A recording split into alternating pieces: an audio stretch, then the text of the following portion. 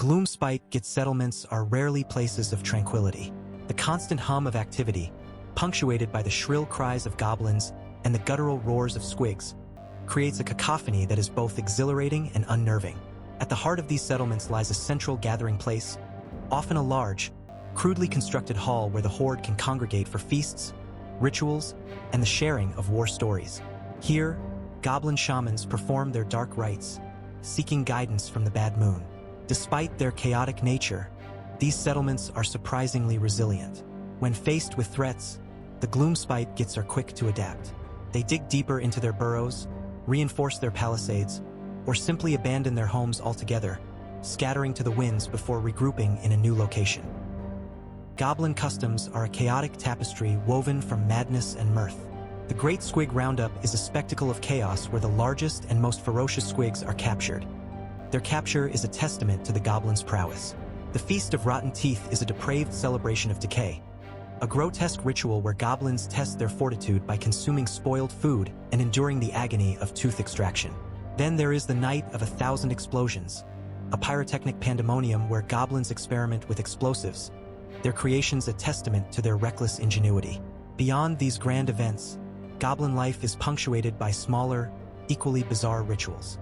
Shamans commune with the bad moon through frenzied dances and animal sacrifices, while the art of practical jokes is honed to a fine art. These customs, while seemingly senseless to outsiders, are the lifeblood of goblin culture, binding hordes together through shared experiences of chaos and excess. Goblin art is a chaotic and often grotesque expression of their world. Their creativity is born from a twisted sense of humor and an unfiltered perspective. Cave paintings, if they can be called such, are a common form of expression, depicting scenes of wild hunts, grotesque creatures, and chaotic battles.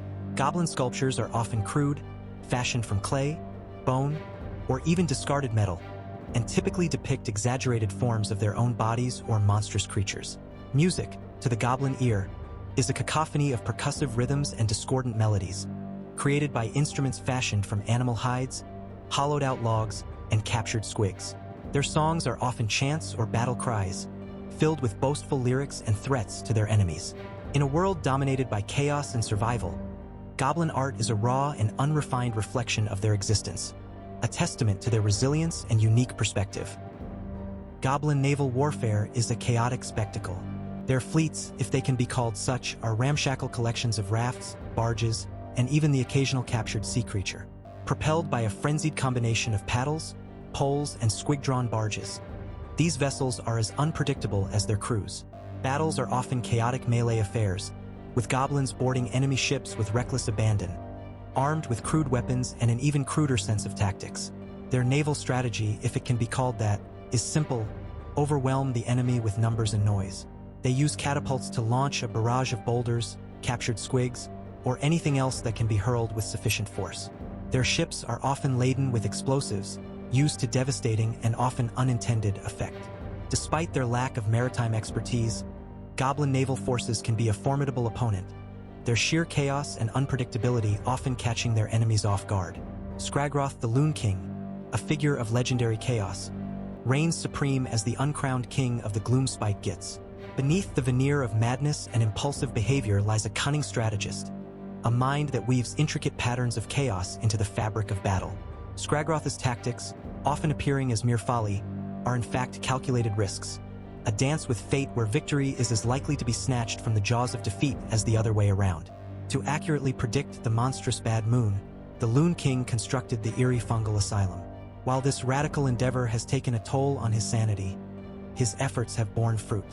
He is said to successfully have foreseen the bad moon's arrival 4 times, each time leading the Gloomspite hordes to unleash the Everdank upon the land. With these victories, his influence has grown, and he is now revered as Almighty King by numerous MoonClan settlements and even some of the feared Spiderfang tribes.